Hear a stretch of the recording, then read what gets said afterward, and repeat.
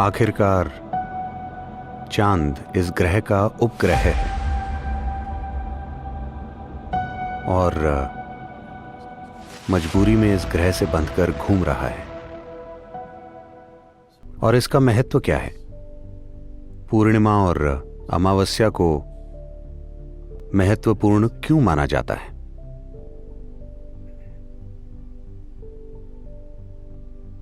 शायद आप में से कई लोगों को पता होगा कि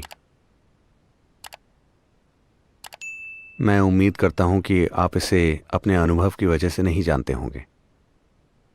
आपको पता होगा कि अगर कोई मानसिक तौर पर अस्थिर है तो पूर्णिमा और अमावस्या के दिन वो सामान्य से थोड़ा ज्यादा परेशान हो जाते हैं। क्या आपको ये पता है? आपके साथ ऐसा होता है?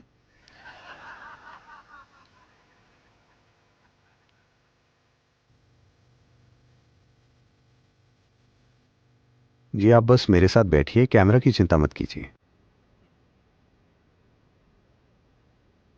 तो ये आपके साथ नहीं होता, पर कुछ लोगों के साथ ऐसा होता है। तो ऐसा नहीं है कि चांद पागल करता है, बस यही है कि जब ये कुछ स्थितियों में होता है तभी आप जैसे भी हैं उसे प्रबल बनाता है। अगर आप प्रेममय हो तो और ज्यादा प्रेममय हो जाएंगे। अगर आप खुश हैं तो और ज्यादा खुश हो जाएंगे। अगर आप आनंदित हैं तो आप काफी ज्यादा आनंदित हो जाएंगे। अगर आप थोड़े से पागल हैं तो आप काफी ज्यादा पागल हो जाएंगे। अगर आप ध्यानमय हैं तो आप काफी ज्यादा ध्यानमय हो जाएंगे। It just enhances everything that you are. ये बस आपकी हर चीज को बढ़ा देता है। तो हम इन दिनों को महत्वपूर्ण मानते हैं ताकि आप जागरूक होकर अपने अंदर सही तरह के गुण पैदा करें ताकि वो गुण बढ़ जाएं। आज पूर्णिमा है। इस दिन लोग सुबह उठकर एक खास तरीके से रहते हैं। आप अपने अंदर एक खास गुण पैदा करें ताकि शाम तक वो गुण बढ़ जाए। तो आप में जो भी गुण हैं आप उन्हें जागरूक होकर बना सकते हैं, बजाय इसके कि आप अपने अंदर अचेतन रूप से होने वाले विस्फोटों के शिकार हो जाएं। तो चांद खुद आपको पागल या ध्यानमय नहीं बनाता। ये बस आपके जो भी गुण हैं उन्हें बढ़ा देता है। आप जानते हैं कि सागर भी पागल हो जाता है।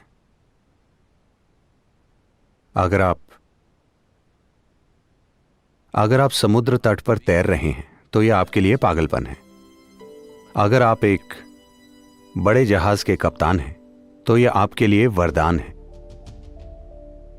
लेकिन कुछ होता है, पूरा समुद्र ऊपर उठने की कोशिश करता है।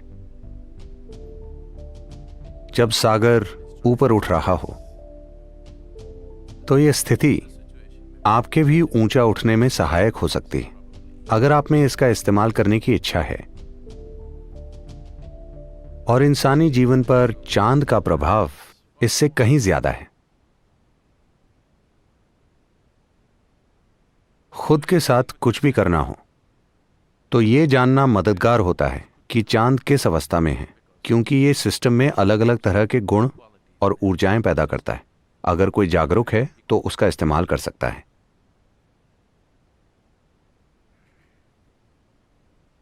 अंग्रेजी भाषा में चांद को लूनर कहते हैं। अगर आप एक कदम आगे बढ़ाएं तो आप लूनर्टिक बन जाएंगे।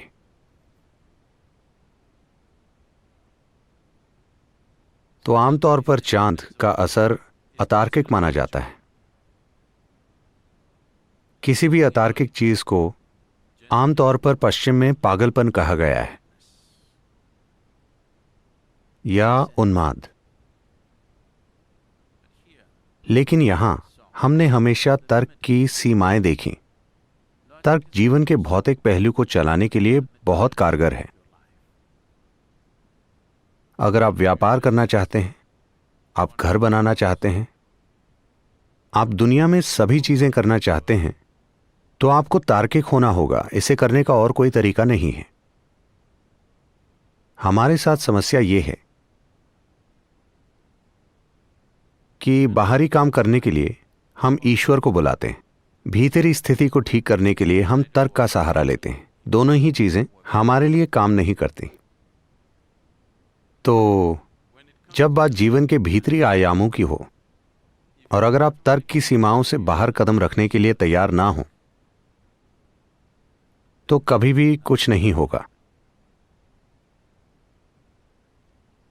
अगर मैं आपसे आंखें बंद करके कोई बहुत ही सरल चीज करने के लिए कहूं और आप यहां बैठकर हिसाब लगाएं, ठीक है अगर मैं ऐसा करूंगा तो मुझे क्या मिलेगा, ये और वो, तो आपके साथ कभी भी कुछ भी नहीं होगा।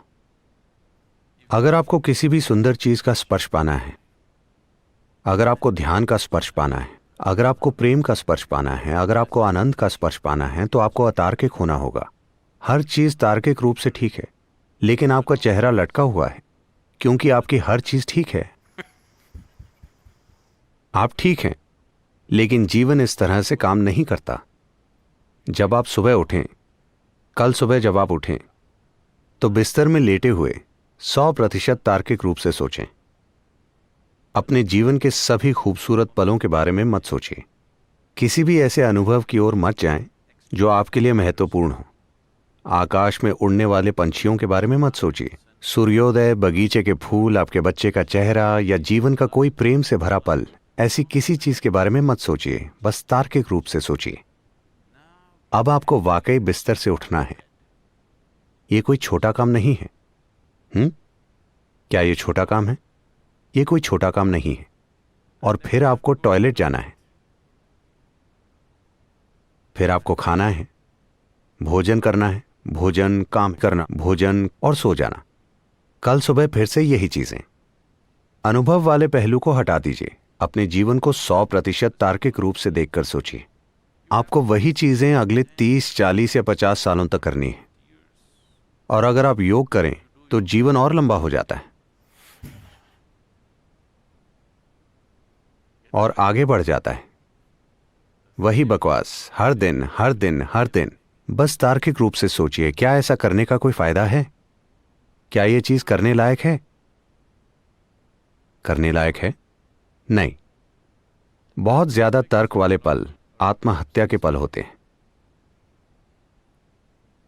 और आप सभी इस तरह से आत्महत्या करते आ रहे हैं।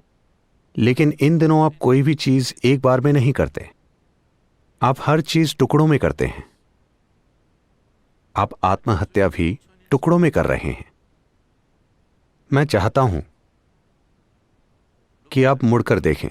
अगर आपको याद ना आए तो आप घर जाकर अपनी पुरानी तस्वीरें देखें कि जब आप 5 या 6 साल के थे तो आपका चेहरा कैसा था। यह ऐसा था। और अब यह लंबा होता चला जा रहा है। तो अगर आपको तर्क से बाहर आना हो तो जब तक आप ये काम एक खास तरीके से ना करें तो ये नासमझी लगती है, क्योंकि फिलहाल समझ के बारे में आपके विचार सिर्फ तर्क से जुड़े हैं, है ना?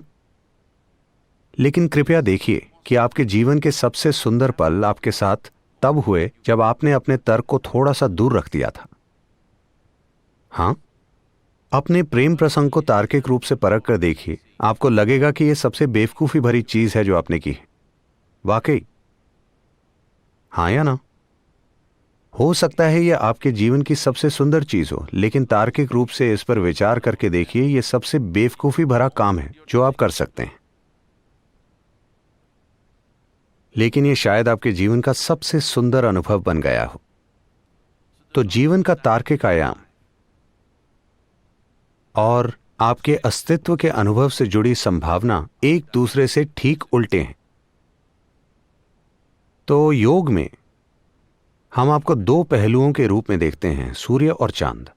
आपने प्रतीक देखा है, आपने शब्द सुना है हठ, हठ योग। ह मतलब सूर्य, ठ मतलब चांद। तो ये 2 आयाम हैं। इसके कई प्रतीक हैं। आपने देखा होगा कि शिव को आधे पुरुष और आधी नारी के रूप में दर्शाया जाता है। ये सभी चीजें इसी ओर संकेत करती हैं कि आप में एक तार्किक आयाम है और एक आयाम उससे परे है। अगर आप दोनों की खोज नहीं करते तो आप अधूरे इंसान होंगे।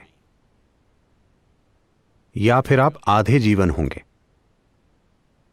तो जब हम आध्यात्मिक प्रक्रिया या योग वगैरह की बात करते हैं तो हम यही देख रहे होते हैं कि संपूर्ण जीवन प्रक्रिया कैसे बने, ना कि आधी जीवन प्रक्रिया। बस शरीर जीवित है इतना काफी नहीं है, आप में हर चीज प्रज्वलित होनी चाहिए। तभी आप देखेंगे कि चाहे कुछ हो रहा हो या ना हो रहा हो, यहां रहना सार्थक है। अगर आप यहां बैठें तो यहां बैठना सार्थक है। अगर आप अपनी आंखें खोलें तो यह सार्थक है। अगर आप अपनी आंखें बंद करें तब भी यह सार्थक है। वरना जो भी हो, यहां होना सार्थक नहीं है, बस इसीलिए क्योंकि आपका सिर्फ एक हिस्सा जीवित है, बाकी का हिस्सा अभी जीवित होना बाकी है। तो चांद, आज पूर्णिमा है और बादलों ने उसे ढका हुआ है, पर चिंता मत कीजिए। चाहे आप उसे देख पा रहे हों या ना देख पा रहे हों, चांद का असर बिल्कुल मौजूद है। जैसे अमावस्या के दिन चांद का असर पूर्णिमा से कहीं ज्यादा होता है। तो मुद्दा ये नहीं है कि आप किसी चीज का बोध पाते हैं या नहीं पाते, असर तो हर हाल में होता है। आप में एक तार्किक पहलू है जो भौतिक दुनिया को अच्छे से संभालने में आपकी मदद करता है, और तर्क से परे एक आयाम है जिसके बिना भीतरी आयामों तक कभी नहीं पहुंचा जा सकता।